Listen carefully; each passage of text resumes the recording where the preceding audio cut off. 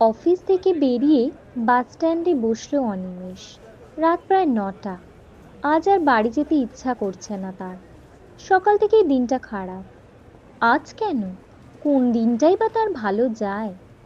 সেই সুদূর উত্তরপাড়া থেকে নিউ টাউনে ডেলি প্যাসেঞ্জারি, বসের রোজকার বকাবকি, আজকে এটা যেন একটু বেশিই হয়ে গেছে। মাঝে মাঝে মনে হয় সব ছেড়ে ছুড়ে দিয়ে কোথাও দূরে চলে যাবে, কিন্তু বাস্তবটা তো গল্পের মতো হতে পারে না। অনুরণন পাঠ চ্যানেলে আপনাদের সকলকে স্বাগত জানাই। আমাদের আজকের গল্প বাস স্ট্যান্ডের সেই আলাপ। লিখেছেন প্রিয়াঙ্কা দাস। গল্প পাঠে জয়শ্রী, চরিত্রাভিনয় প্রিয়াঙ্কা। আজকের গল্পটি আমাদের নিজস্ব প্রতিবেদন।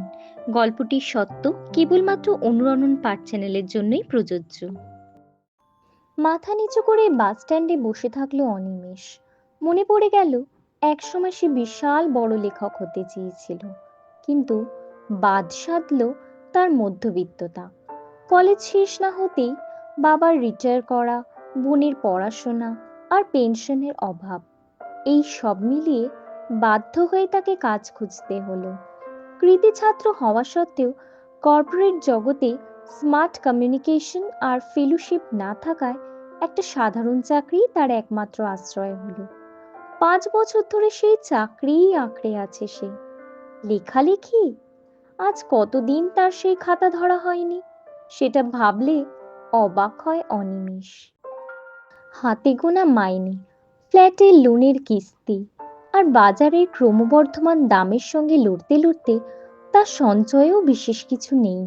বোনের পড়ার খরচ বাদ দিয়ে সংসার খরচ চালাতে তার কাল ঘাম ছুটে যায়।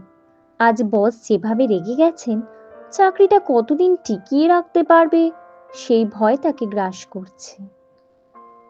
জীবনের সব ইচ্ছে ভালো লাগাগুলো তো হারিয়েছে সে, তার লেখা আর তানিয়া। একই টিউশনে পড়া, ক্লাস 9 থেকে প্রেম। তানিয়ার বাবা ভালো কোম্পানিতে চাকরি করতেন। কলেজ পাশ করে সে চলে গেল ব্যাঙ্গালোরে। অনিমেষ প্রতিশ্রুতি দিয়েছিল অন্য মেয়ের কথা ভাববেও না, যতদিন না তানিয়া ফিরছে।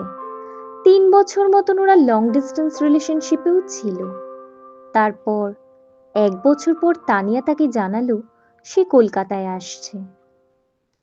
ক্যাফেতে দেখা করার সিদ্ধান্ত নিলেন দুজনে।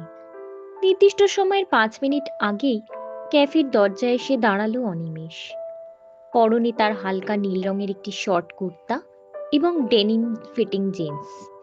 তানিয়া পরেছে একটা পিঙ্ক কালারের ড্রেস, খুব সুন্দর লাগছে তাকে। কিছুক্ষণ গল্প হলো নিজেদের কাজ নিয়ে, জীবন নিয়ে। আজ বেশ অন্যমনস্ক দেখাচ্ছে তানিয়াকে, কেমন যেন একটা আনইন্টারেস্টেড ভাব। অনিমেষ বলল, তারপর কি ঠিক করলি? এখন ব্যাঙ্গালোরেই থাকবি? তানিয়া বলল, আমার আসলে একটা কথা বলার ছিল তোকে, তাই জন্যই ডেকেছি।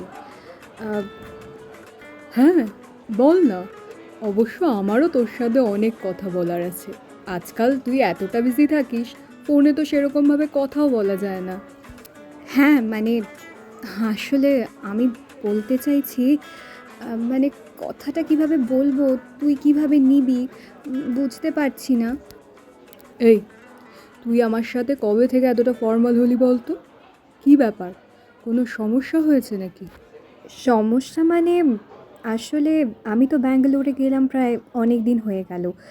সত্যি কথা বলতে এখন ওখানে আমার জবটা বেশ ভালো, আরও ৪-৫ বছর কন্টিনিউ তো করতেই হবে। এখন আমি কলকাতায় এসে সেটেল করতে পারবো না। আচ্ছা, আমি কি তোকে কলকাতায় এসে সেটেল হতে বলেছি?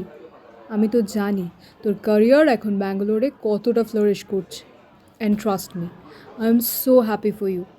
তোর যখন মনে হবে তখন ফিরে আসবি, কোনো চাপ নেই। চাপ তো নেই জানি, বাট দেখ, আমার কলকাতায় ফেরার সেরকম কোনো প্ল্যান নেই। আর ব্যাপারটা হচ্ছে যে আমার তো ক্যারিয়ার মোটামুটি সেট।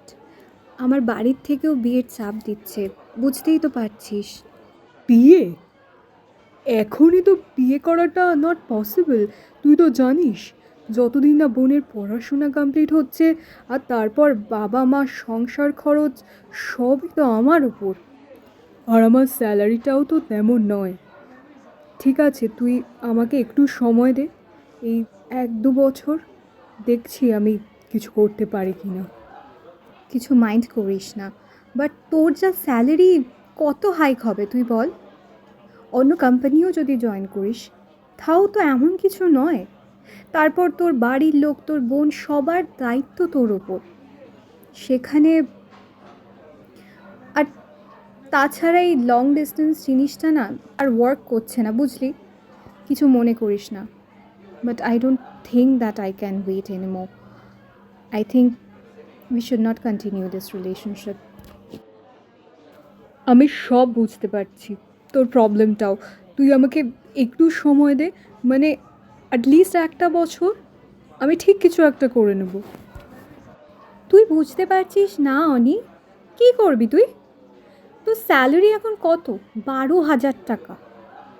1 বছরে কি কি করতে পারবি তুই? কত ইনক্রিমেন্ট হবে? আমার একটা সার্টেন লাইফস্টাইল আছে অনি। এত বছরের সম্পর্ক তুই এত সহজে ছেড়ে দিতে পারবি? আমি জানি যে আমি যা ইনকাম করি সেটা তোর ইনকামের কাছে কিছুই নয়, কিন্তু তাই বলে তুই আমাকে ছেড়ে চলে যাবি? তোর মনে আছে তুই আমাকে কি বলেছিলিস? সারা জীবন আমরা একে অপরের পাশে থাকবো, সঙ্গে থাকবো, জাস্ট একবার নিজেদের পায়ে দাঁড়িয়ে যাই, তারপর কেউ আমাদের আটকাতে পারবে না, আমরা ঠিক বিয়ে করে নেব। At least be a little mature অনি। ছোটোবেলায় আমি কবে কি বলেছি, এখন সেগুলো নিয়ে ইস্যু ক্রিয়েট করিস না। তখন আমরা বাচ্চা ছিলাম, আমাদের ঠিক বলে ডিফারেন্সটা আমরা জানতাম না, কিন্তু এখন বুঝতে শিখেছি। আর আমি একটা লাইফস্টাইল মেনটেন করি, সত্যি বলতে আমি সেটা রাখতে চাই। বিয়ের পর আমাদের মধ্যে হাজার একটা সমস্যা ক্রিয়েট হবে, আর তখন সেগুলো আমরা সলভ করতে পারবো। তোর এক ধরনের জীবন, আমার এক ধরনের জীবন। দেখ, সব সময় একটা বন্ধু হিসেবে আমি কিন্তু তোকে পাশে পেয়েছি। আমি চাই না এইসব প্রবলেমের জন্য আমাদের বন্ধুত্বটা নষ্ট হয়ে যাক। আমি জানি তুই বুঝতে পারবি। 1 সেকেন্ড, তোকে একটা জিনিস দেখাচ্ছি। বলে ফোনের লক খুলে একটা ছবি দেখালো তানিয়া। এটা ইন্দ্রেশ। আমার বাবা মা ওর সঙ্গে আমার সম্বন্ধের কথা পাকাপাকি করছে। ও ব্যাঙ্গালোরেই থাকে, একটা এমএনসিতে অ্যাসিস্ট্যান্ট ম্যানেজার। আমরা দেখা করেছি, কথাও বলেছি। তোর কাছে কিছু লুকোবো না, আমি বিয়ের জন্য হ্যাঁ বলে দিয়েছি। দেখ, আমি একটা আনসার্টেন লাইফ নিয়ে সারা জীবন বাঁচতে চাই না। আমি আমার ক্যারিয়ারে ফোকাস করতে চাই। এই সংসারের ঝুট ঝামেলা আমার পোষাবে না। আমি জানি এই কথাগুলো বলে আমি তোকে হার্ট করছি, বাট সারা জীবন একটা মিথ্যে আঁকড়ে বেঁচে থাকার থেকে সত্যিটা ক্লিয়ার হয়ে যাওয়া অনেক ভালো। এতে তোরও মুভ অন করতে সুবিধা হবে। ছবিটার দিকে তাকিয়েছিল অনিমেষ। লম্বা, ফর্সা, হ্যান্ডসাম চেহারার একটি ছেলে। এরপর আর কি বলতে পারে সে? সত্যিই তো, তার মতো একটা সাধারণ ছেলে, আর্থিকভাবেও সচ্ছল নয়, সে কি করে স্বপ্ন দেখতে পারে? রাজকন্যা তো রাজপুত্রই নিয়ে যায়, তাই না? আর কিছু বলল না অনিমেষ। টেবিল থেকে নিজের ফোনটা নিয়ে নিজের ভাগের টাকাটাকে টেবিলে রেখে দিয়ে বেরিয়ে গেল সে। তারপর কেটে গেছে প্রায় 2 বছর। আর কখনো কথা হয়নি তানিয়ার সঙ্গে। ভেবেছিল তাকে হয়তো ওইভাবে চলে যেতে দেখে একবার হলেও তানিয়া ফোন করবে, কিন্তু করেনি। কিছুদিন বাদে বন্ধুদের সোশ্যাল মিডিয়ার ছবি দেখেছিল, তানিয়ার বিয়ের ছবি। অনিমেষ আর কখনো কারোর হাত ধরার কথা স্বপ্নেও ভাবেনি। এমনটা নয় যে সুযোগ আসেনি, তবে নিজেই সে পথে আর সে হাঁটতে চায়নি, মায়ায় জড়াতে চায়নি। দীর্ঘ বছরের ছোটবেলার প্রেম যদি ভেঙে যেতে পারে, তবে যা খুশি সম্ভব। নতুন করে নিজেকে গড়া যে কতটা কঠিন মানসিক দিক থেকে, সেটা সে নিজেকে দিয়ে বুঝেছে। জীবনে অনেক ব্যর্থতার সম্মুখীন তাকে হতে হয়েছে, কিন্তু তানিয়ার এইভাবে তাকে ছেড়ে চলে যাওয়াটা মেনে নেওয়া তার কাছে সব থেকে কষ্টকর ছিল। এইসব ভাবতে ভাবতে হঠাৎ তার চোখের কোণ চিকচিক করে উঠল। ঠিক সেই সময় একটি মেয়ে তার সামনে এসে ধপ করে বসে পড়ল বাস স্টপে রাখা বেঞ্চটায়। আর চোখে একবার তাকালো অনিমেষ। মেয়েটিকে দেখে মনে হচ্ছে সে এক গভীর চিন্তার মধ্যে রয়েছে, যেন কিছু একটা অঘটন ঘটেছে তার সঙ্গে। দু হাতে মাথা চেপে বসে রয়েছে সে। এভাবে একজন অপরিচিত মহিলাকে কি কিছু জিজ্ঞাসা করা উচিত বুঝতে পারল না অনিমেষ। তবে তাকে দেখে মনে হলো মেয়েটি যেন খুবই অসহায়। মেয়েটি হঠাৎ মুখ তুলে চাইল, দেখে মনে হলো কাঁদছে। এবার চুপ করে থাকতে পারল না সে। কি ব্যাপার?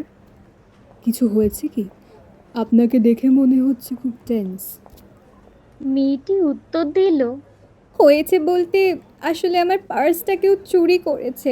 অটোতে উঠে কিছুটা যেতেই ভাড়া দেওয়ার জন্য ব্যাগটা খুললাম, দেখলাম পার্সটা ব্যাগে নেই। ব্যাগের পিছনটা কাটা। পার্সের মধ্যে আমার সব টাকা পয়সা ছিল। এখন কিছুই বুঝতে পারছি না কি করে বাড়ি যাব।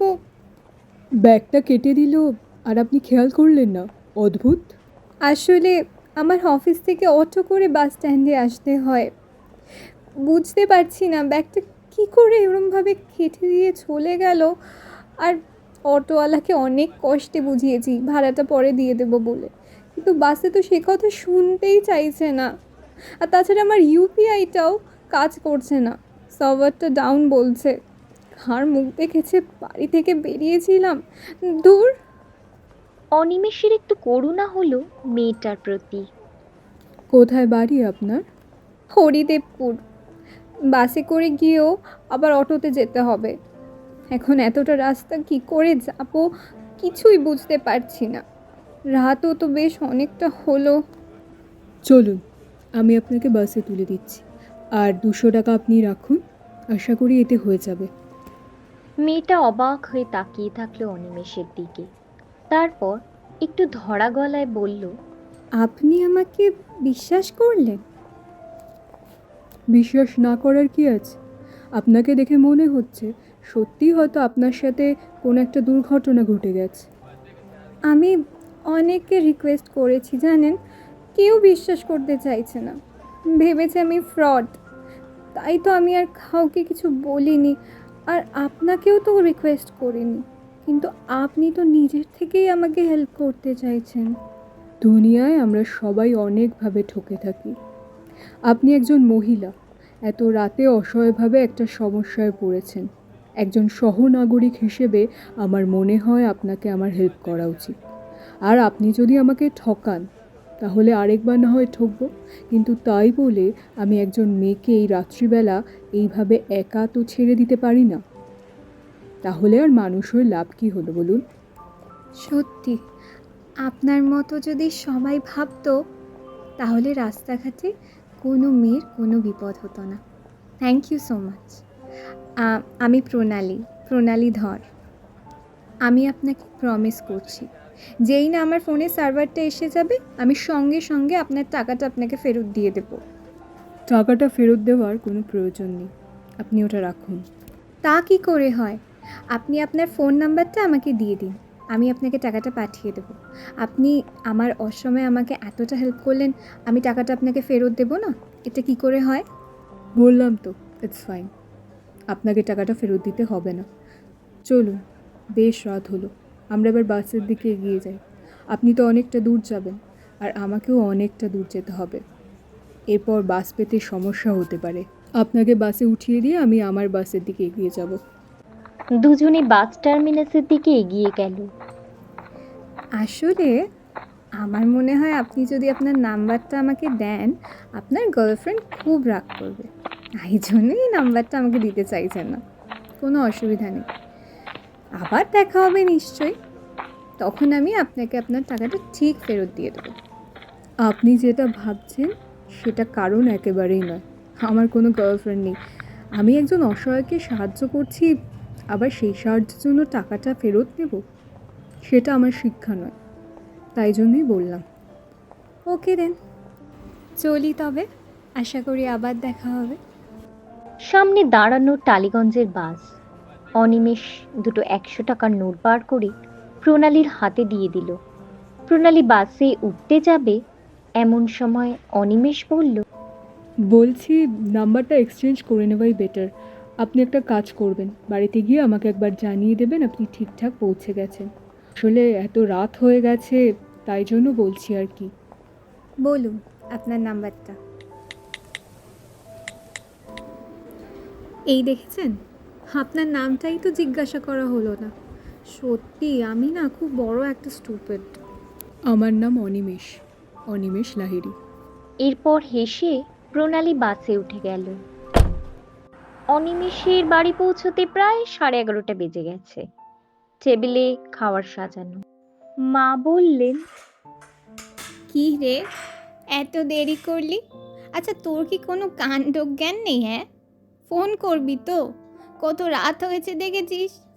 এত চিন্তা করো না তো, তুমি তো জানো অফিস থেকে এক আধ দিন আসতে আমার 11টা বেজে যায়। তোমাদেরকে তো কতদিন বলেছি খেয়ে দিয়ে শুয়ে পড়বে। হ্যাঁ ঠিক আছে, টেবিলে সব খাবার দাবার রয়েছে, খেয়ে দে, থালাটা রান্নাঘরে রেখে দিস, আমি শুতে গেলাম। খেতে খেতে শুতে যেতে প্রায় 12:30 বেজে গেল। ফোনটা হাতে নিতেই দেখলো একটা নোটিফিকেশন এসেছে হোয়াটসঅ্যাপে। Unknown number. মেসেজটা খুলতেই দেখলো লেখা রয়েছে, দিস ইজ প্রণালী। অনেক রাত হয়ে গেছে তাই আর ফোন করলাম না। আমি বাড়ি ঠিকঠাক পৌঁছে গেছি, আর আপনাকে অনেক ধন্যবাদ। আপনি আমাকে আজ যে উপকার করলেন, বাড়িতে এসে বাবা মাকে সবটা বললাম। বাবা মাও আপনাকে থ্যাংক ইউ জানিয়েছেন। এই 200 টাকা ফিরিয়ে দিয়ে ছোট করব না, তবে একটা কথা বলতে পারি, কার্যসূত্রে যখন একই জায়গায় যাতায়াত রয়েছে, তবে ধন্যবাদ হিসেবে 1 কাপ চা চলতে পারে নিশ্চয়ই। আপনার যদি সময় হয় আমায় জানাবেন। Bye, good night and once again thank you so much.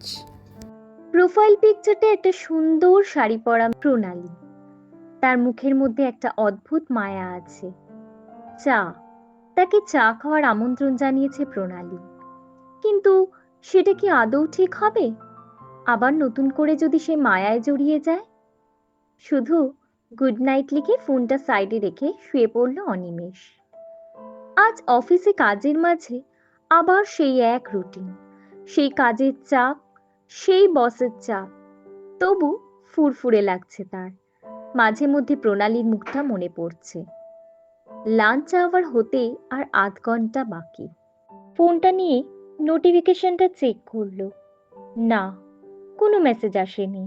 হোয়াটসঅ্যাপে প্রণালীকে মেসেজ করলো সে। লিখলো, আপনার চাটা আজ হতে পারে, আমার 8:30টায় ছুটি, তারপর কালকের বাস স্টপে। আপনার যদি সময় হয় আমায় জানাবেন। ডান, সি ইউ দেয়ার। সেদিন চা খাওয়াটা একমাত্র দিন নয়, তারপর বেশ কয়েক মাস ধরে সে প্রণালীর সাথে চা, কফি, লাঞ্চ, ডিনার করেছে। তারপর ঘুরতে গিয়েছে। প্রণালী তার লেখা পড়েছে। পড়ে সে তো আত্মহারা। প্রণালীর সাথে কাটানো সময়টা কখন যে কেটে যায় বুঝতেই পারে না অনিমেষ। যখন তারা বাড়িতে তাদের সম্পর্কের কথা জানালো এবং বিয়েও করে নিল, বিয়ের পর প্রথম বছরের বিবাহ বার্ষিকীতে প্রণালী তাকে একটা উপহার দিল। বলল, এবার আমি একটা ডিসিশন নিয়েছি, আর আমার কিন্তু সেখানে তোমার সহমত একদম দরকার। কি সহমত? কি ব্যাপারে? এখন আমরা বিবাহিত, আর সেই হিসেবে তোমার পরিবারের দায়িত্ব আমারও।